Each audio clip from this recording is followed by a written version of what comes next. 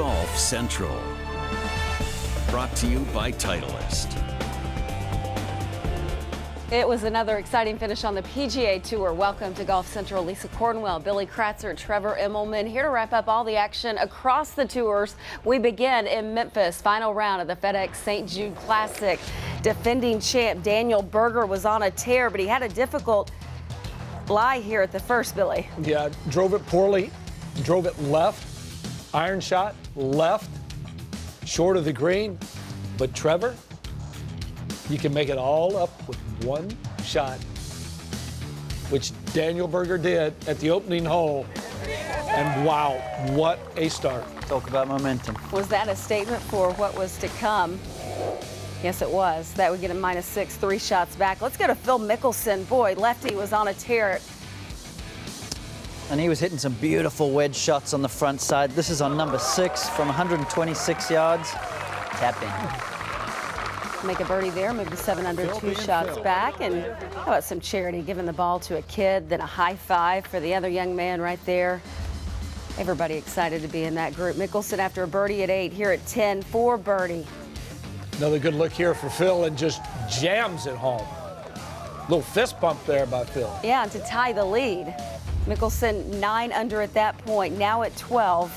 Tee shot way left. And he goes over there to give it the courtesy look.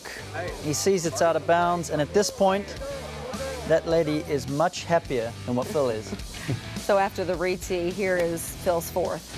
Well, just a heater came out of the rough. Another mistake, hits on the back edge and then finds the hazard over the green, and wow. All of a sudden tied for the lead, and then it just seemed like everything went away so quickly. Make a triple bogey. Let's go to Charles Schwartzel. He had things going early on, Trevor. A beautiful towering long iron shot here from 220 yards into the par 5 16th. Lands nice and softly, leaving himself, about 40 feet for eagle. Yeah, he would 2-putt for birdie. Another circle on the scorecard. Back to Berger at 13. Iron play was really good today, and this at the 13th hole, the par 4, cruising it in just over the bunker, and just another beautiful iron shot by Berger. Kick in for birdie would get him to -9 and the co-leader. Now at 15 for birdie to take the outright lead. After a pretty wedge in here, makes this one, and you can see at this point he knows it's his tournament to win. He is feeling the momentum. How about Wee Kim? His 3rd shot at the par 4 17th. Yet also drove it to the right and clipped the tree coming out, but this was pretty nifty right here. You can see how quickly he brought that ball to a halt. Nice, made par. Hear how crisp that contact was. Back to Berger, your leader by 1 at 17. Such an impressive shot. You can see him hitting it low under the trees with some cut spin, and he just judges the energy on this ball to perfection, leaving it pin high. About 15 feet for birdie. Absolutely beautiful. He would 2-putt for par, but it was enough. With a 1-shot lead here at 18. How about this tee shot right here, So Trevor? impressive. Here's a guy that works the ball left to right and hits that tight little draw. Think he's confident? That takes guts right there. It was an iron off the tee, 290 down the fairway, though. Schwartzel looking on from the clubhouse, knowing that par takes him out of the mix. Berger, his approach from 157. Not worried about the water, hitting his irons beautifully, taking it right at it. And at this point, I think Charles knows that he's not going to win this week. Daniel would 2-putt for par, and he was 10 under in the clubhouse. Rafa Cabrera Bello at 18. Good tee shot. Needed to hold it in order to get into the playoff. You can see that he comes out of that shot. Good, Lonnie. Set. And there it is. There's your champion. What a moment. He said, let's go party. Why not? Big paycheck, a lot to celebrate.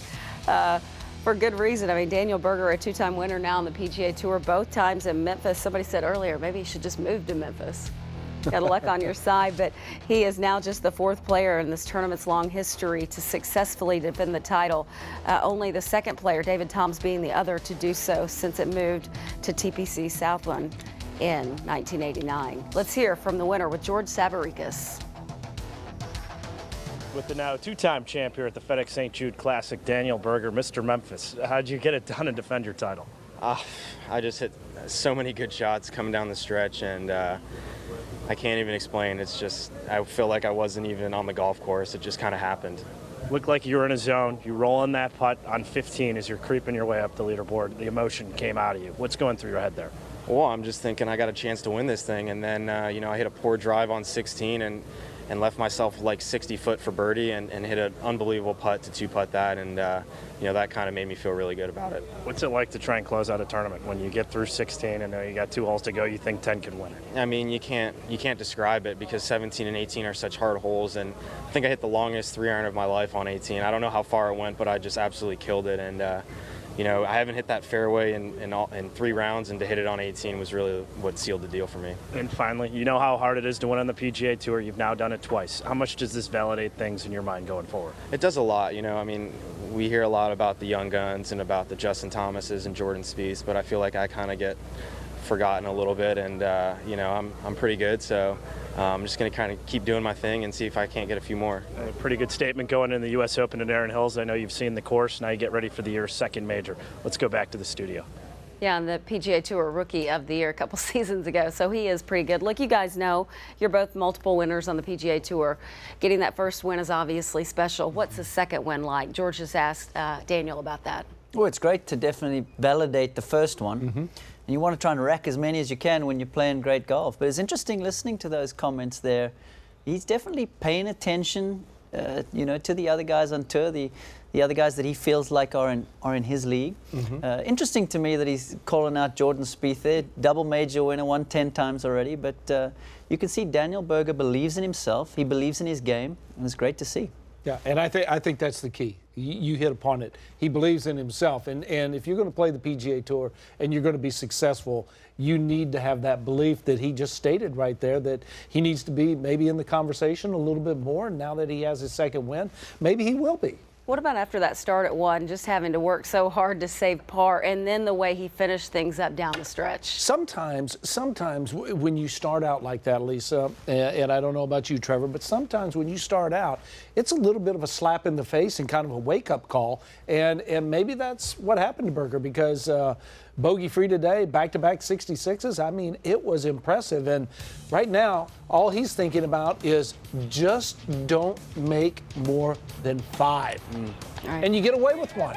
You get away with 2 poor shots, opening tee shot, bad iron shot, bad management, but yet you get away with 4, and that's a plus for Daniel Berger going forward. It was so interesting when I was watching the coverage and he pulls the tee shot, then he gets that flyer, like you said, chunks the chip, and I was thinking to myself, well, that's him gone. We don't have to worry about him. He chips it in, and the whole momentum of the situation changes. And really from then on, as he said in that interview, he really didn't put a foot wrong other than the tee shot on the par 5 16th. By far played the most solid golf. And after saving there on number 1, no bogeys all day. Got to take your hat off to him. What do you think this will mean for him moving forward? Well, I think it's a boost. Certainly number 10 in the FedEx Cup points, number 10 on the President's Cup list. I mean, this benefited him hugely today. And going forward, you could just hear the confidence. He's thinks pretty highly of his game right now, and he should.